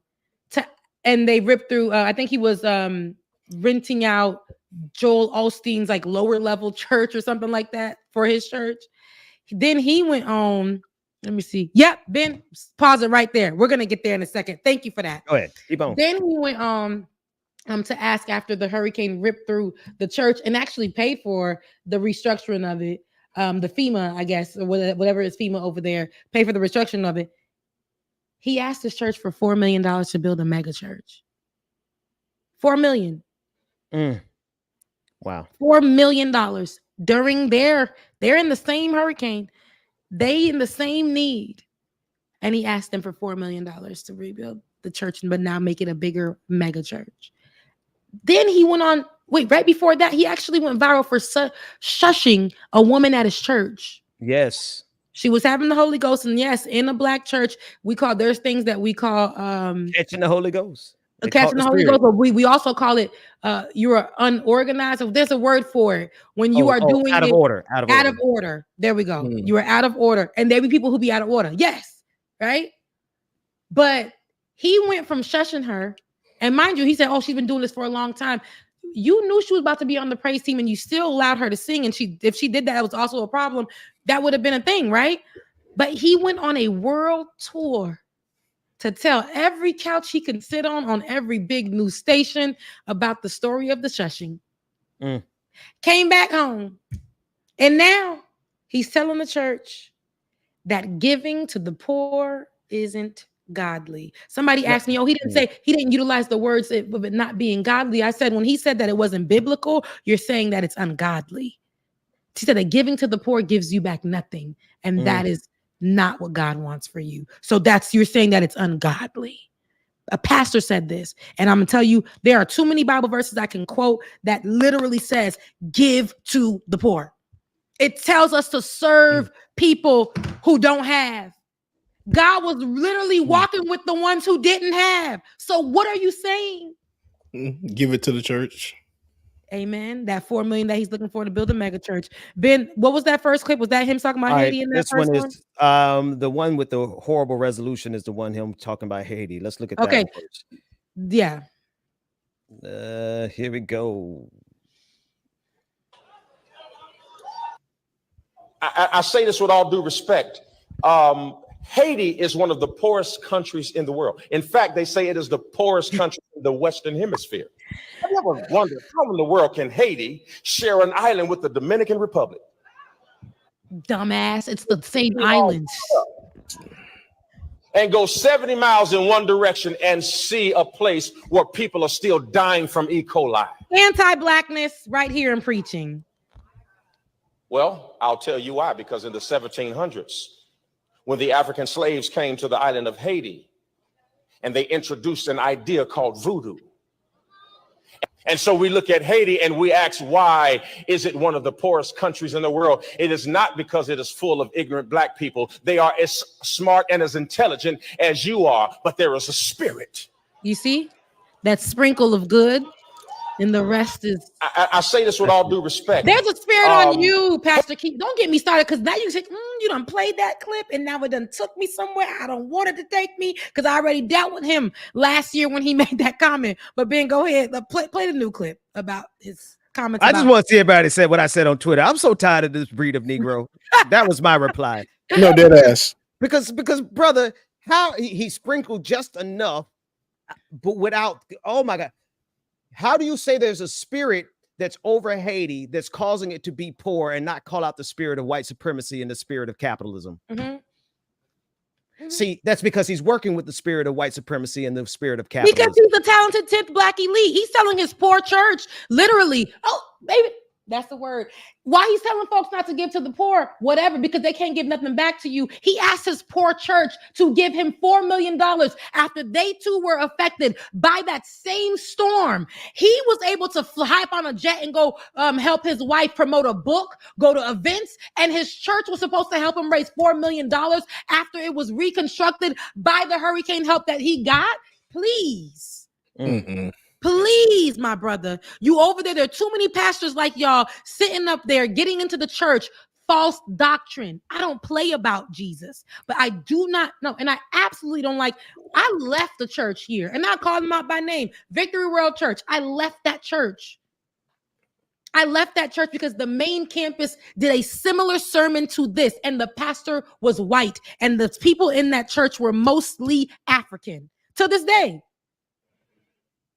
I will not go there because that can't be. And what he's talking about is in the 1700s, in late 1700s, when those African slaves went and met up at Bois Caiman, right?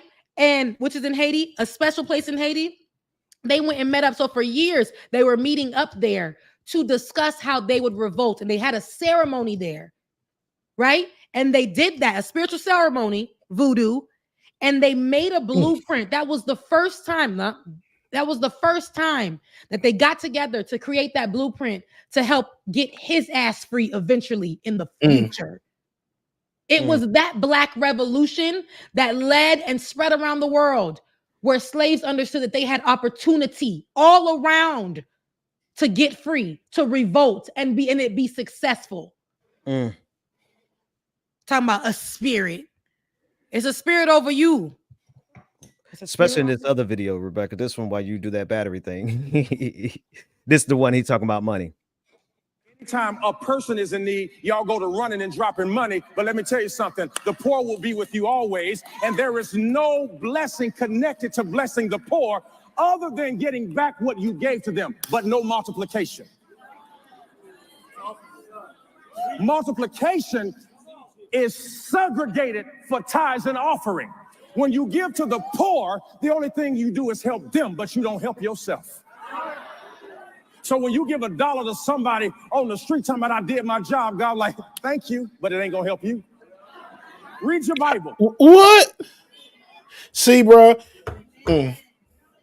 Charity does not bring wealth. So only the tithe does that. And honestly, y'all, you don't believe me? Guess what I'm gonna do? I'm gonna preach on it. And Go I ahead, was like, James. okay. Because the Bible says opposite of what he about to preach on. Go ahead, Bubba. My bad. Exactly. And now what I was about to say is this is the main reason that I stopped going to church. Messages like this, you're contradicting everything that I was brought up on, because that's not what I was taught in church when I was coming up. When Mama took me to church and I went to grandmama's church, this is not what we was taught. We were taught to help thy neighbor.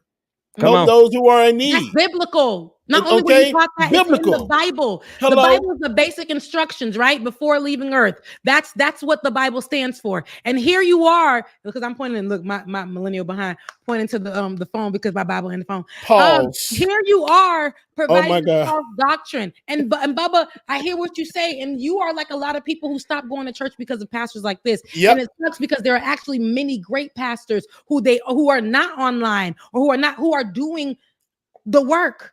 There's this one pastor, I call him, he's in Atlanta, I call him the DMX pastor. And he does 2418, or it's a few numbers that he does. And I like his preaching. I don't like the dark aesthetic of the church, but I like it. People don't like it because he's actually preaching from the Bible. Okay, that's just what it is. He's preaching from the Bible. It's just that he has a DMX trouble. He's really DMX. This right here, what we're looking at, Pastor Keon, he's taking whatever is trending online, whatever can actually associate with the politics of things, whatever is actually like something that can gravitate towards a certain group of people who have money. He's not going to speak towards the poor. Clearly in his preaching, he don't like the poor. Thing he said was a talking point. Exactly.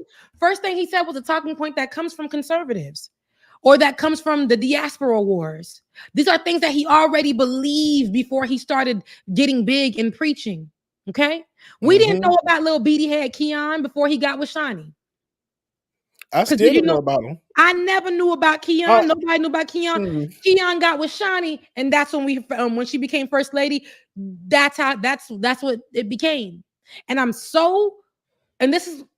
I love growth and I love change. I love that we are getting with the times, but sometimes I get upset when I see things like when there's actually, he's doing what the world does.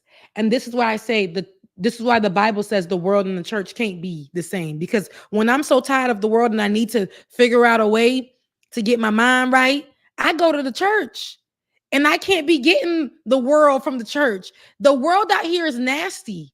The world out here is telling me I ain't this, I ain't that. I come to the church and you're telling me the same thing. Absolutely. Look, Ben, that's right. Ben is dropping receipts if you guys are looking right now. Listen, Luke 6:38, Proverbs 22:9, Isaiah 58:10.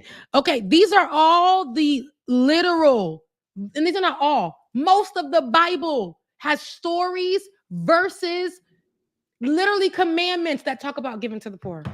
Yep. James, you were about to say something, James. Oh no, that was it. I got it out because, like I said, the simple fact that you got somebody preaching like this, I'm staying away from that.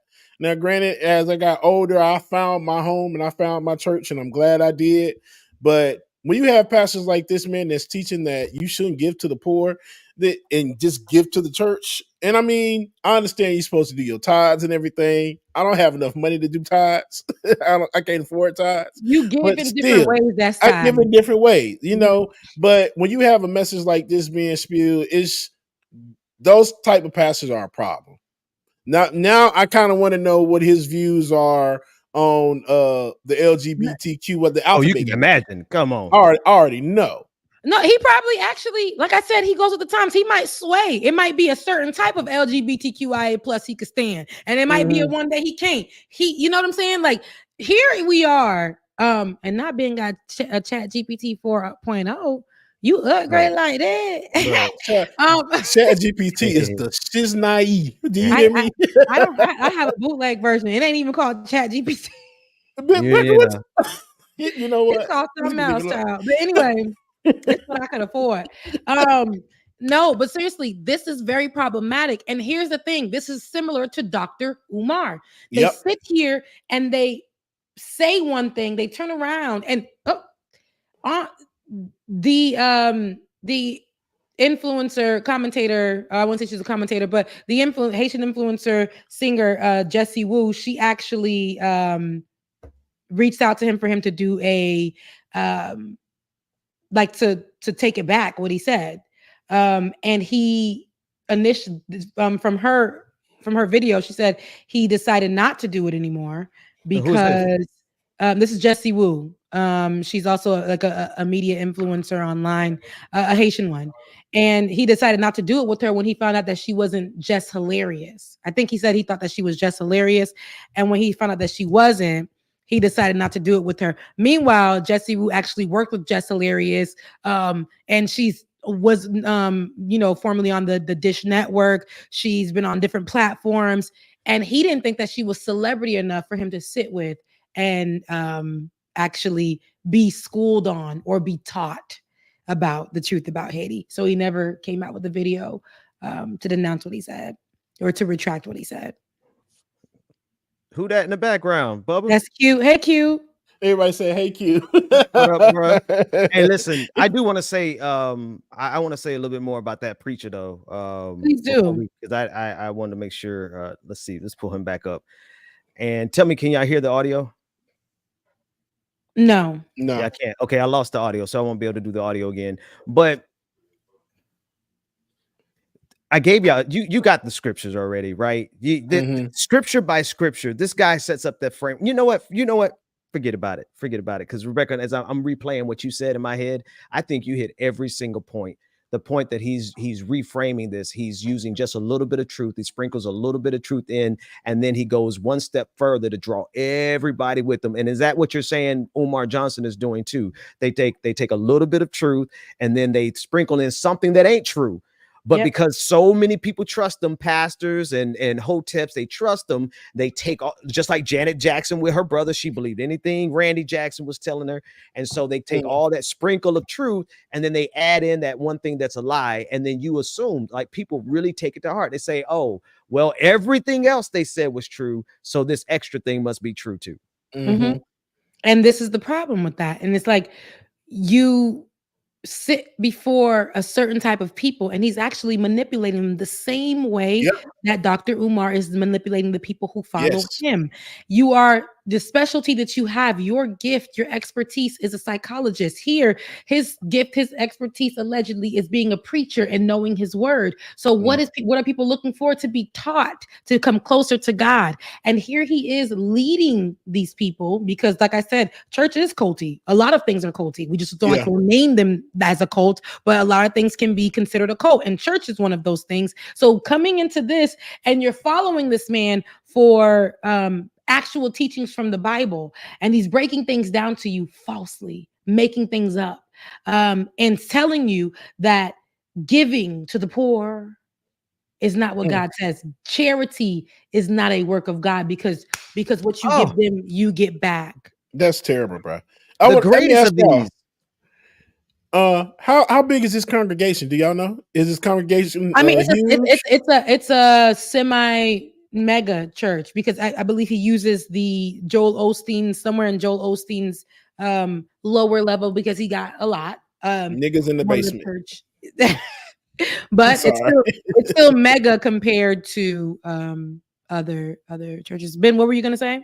Yeah. I mean, the fact that he said that charity isn't the fact that he played down charity when 1 Corinthians 13:13 says, and now by the faith, hope, and charity, these three, but the greatest is charity. Preach, brother. That's it. And that's gonna preach right there by itself. People don't want to believe these things, but if we're gonna talk about you being in the church, I don't like that people like to. We all do it. If you're gonna say you're a believer and you're going by the Bible, taking it and making your own words in it is ridiculous to me. Just go. I mean, make your own Bible, but don't say it's the Bible, and don't go preach to these people who are looking for that type of word. You're not going to go into a Muslim place or be around a Muslim person and preach to them or talk to them or pray with them the way that you prefer. You're going to respect that religion and do it that way. You're not going to go to anybody who is in or believes in Buddha and do and pray or observe or whatever, and you're going to do it and respect it that way. Absolutely. What we have here is how Black people go ahead and follow. Black church should be is a sacred space, and we're losing it. We're losing the recipe because of people like Kenyon, or what's his name, Keon Dixon. No, sorry, not Ke. I'm getting Kenyon Dixon wrong, and Kenyon Dixon is a great singer and he's a good man. Savannah, sorry, Kenyon, it ain't you, but Keon Henderson, whatever his name is. Keon. No.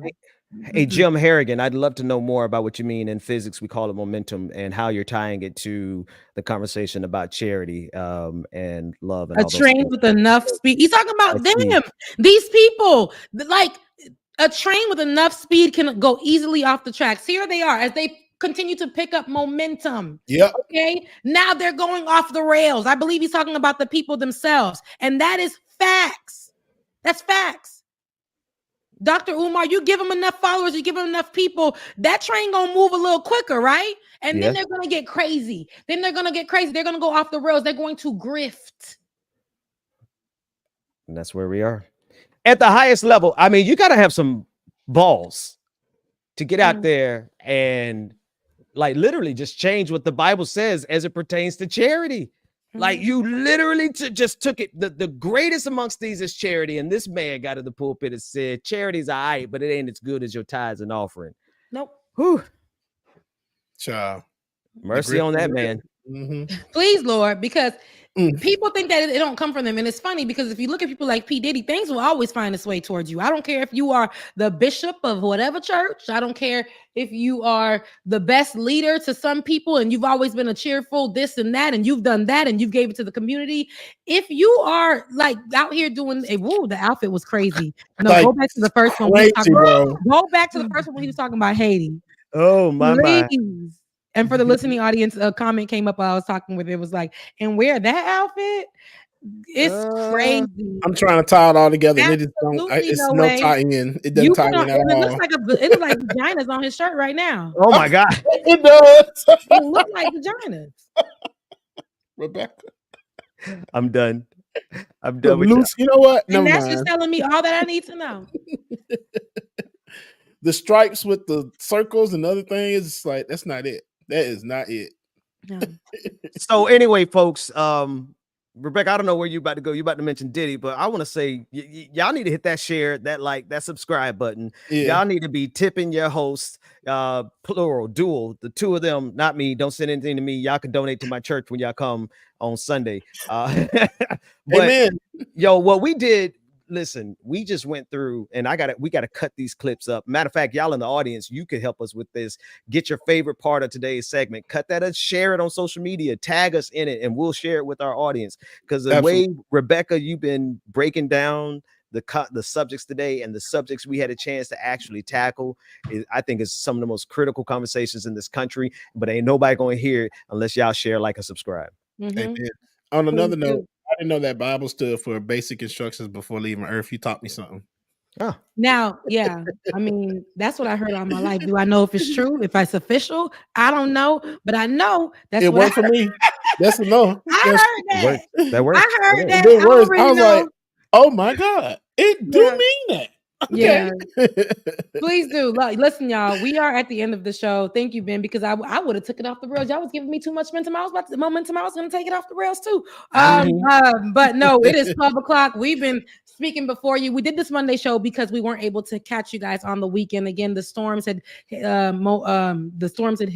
a funeral. My great aunt had passed away. That lady been sitting on ice till nobody's business until October 12th. She done died on September 22nd. Oh Lord Jesus. She's been sitting on ice for almost a month because of the hurricanes. Oh wow. Okay. Wow. Put her in the ground already. And because of the latest storm, Milton, I wasn't able to go down and visit her because when I looked at the tickets, I initially had a ticket to go down and they canceled it. And then when the tickets came back out, price gouging as a MF. The the price Shout out gouging was like crazy. Shout out to Courtney. Love you, Yeah. love you back. But and real quick, somebody said they couldn't figure out my Cash App. I don't have Cash App. That's why it's closed. So DJ X3C on Venmo. If you don't have Venmo, then send it to Rebecca and she'll get it to me some way, child. There we go. Look. I will. I won't be like everybody else. I give it. I give it. And for anybody who wants to give, of course, it's Becca's Voice on Cash App. I should be monetized soon. I did put up on my page to be monetized, so give it some moments and give it a few days hopefully, and we should be there. But y'all, we're doing this work. Go ahead. Hang on, sorry, I'm sorry to interrupt you because I just I gotta do what I mean. I see 235 people in the stream today. Now, this is charity. The Bible says the greatest amongst these is charity. Y'all, amen.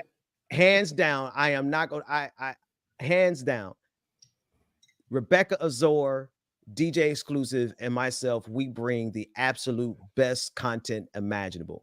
Right now, my sister, Rebecca Azor, is in need, and I ain't got no problem. It's harder for me to ask for money for myself, Rebecca. If I was asking for myself, I'd be like, oh, I don't know. Can you maybe? But y'all need to bless my sister. So I need 20 of the people in this audience right now, just 10% of you, to send $10 to Rebecca Azor on Becca's Voice on Cash App. 20 people send $10 to Rebecca Azor. Another 20 people, because that's only another 10% of you, send $10 to Brother DJ Exclusive at PayPal. I don't know yours off the top of my head, DJ Exclusive. Which one? DJ Exclusive at gmail.com. 3 X's. DJ Exclusive at gmail.com. So the only thing that you have to think about is when you pull up your Cash App or your PayPal, or when you pick up your phone, who am I going to send the $10 to? I'm going to send it to Rebecca Azor. I'm going to send it to DJ Exclusive. Or maybe you got it like that. You send it to both of them. Send and support this show. And then I need y'all to share, like, and subscribe to this show. I need y'all to leave comments. And I need you to take this content. I need you to tag Umar Johnson in it. Yes, we called him out. We'll call him out again. We're going to tag Pastor Keon. We calling him out every day. Tag these people and say we want the smoke, and we welcome them to come on the show to defend their positions because we think they super coons, to be honest. Amen. Absolutely.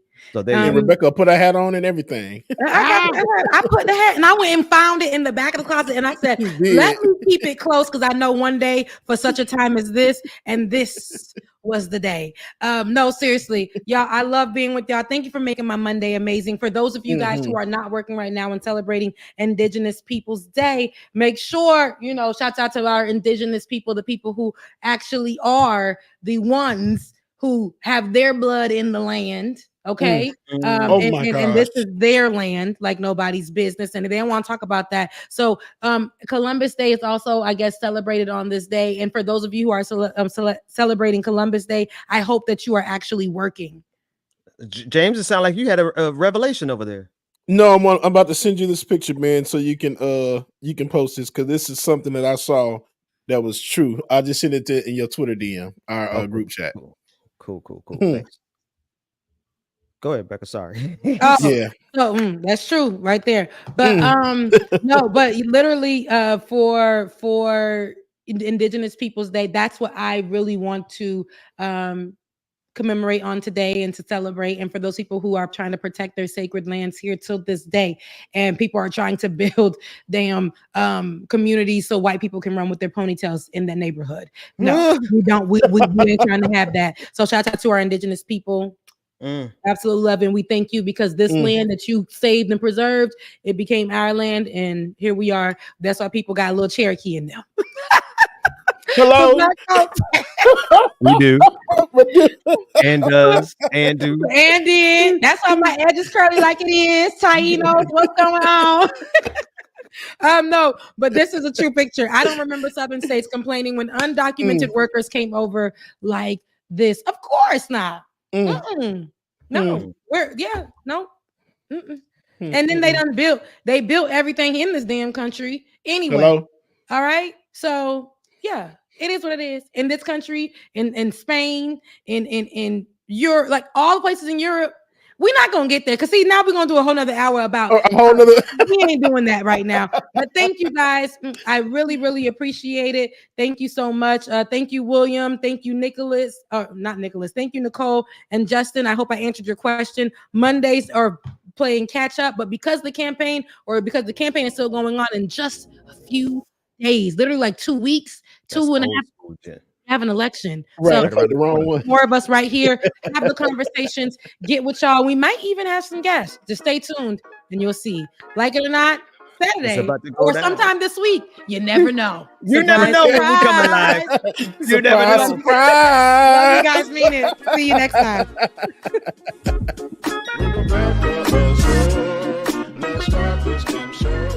We thank y'all again so much, y'all. Hope y'all have an awesome Monday. Go be great. Do something for yourself, man. Love y'all, mean it. We will see y'all real soon. Deuces. Rebecca Zora's in the house. You know she got a funny story to tell. Talking politics, culture, a real life-ish. I live in life in the ATL. Benjamin, yeah, that's my man. He's always coming up with the master plan. Politics, scheming, trying to find the meaning of life. While the feds keeps us in strife. I'm your DJ. I really don't need no introduction right now, but you know what? I stay dropping them jams. Y'all know who I am. Good hope, dad jokes, culture-ish, politics. What you're hearing right now was the culmination of all of this. I started out with the mic in my hand, and I graduated to a plethora of fans. I love bringing joy to the people. It makes me feel great, makes me feel regal. I do what I do for you. 8 p.m. Friday, you know how we do. Let's go. It's time for Like It or Not. Rebecca Azure. Let's start this damn show.